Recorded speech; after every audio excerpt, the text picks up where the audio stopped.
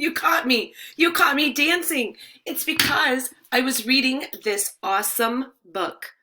Because you see, if you read Honeybee, The Busy Life of Aphis Mellifera by Candace Fleming and Eric Roman, you will learn that dancing is something that bees also do. Now, I'm not sure if that would be their music choice, but the beautiful thing is, as they dance, they create things that help the earth immensely. For example, they create pollen. These are little pollen pellets that bees make.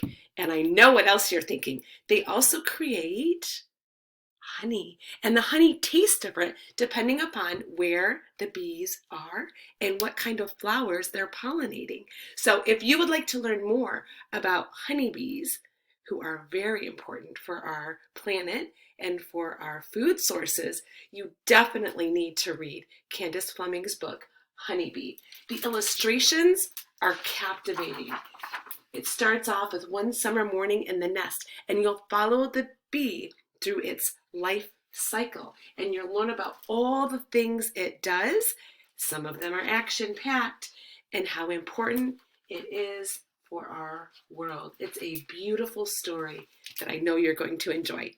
Honeybee.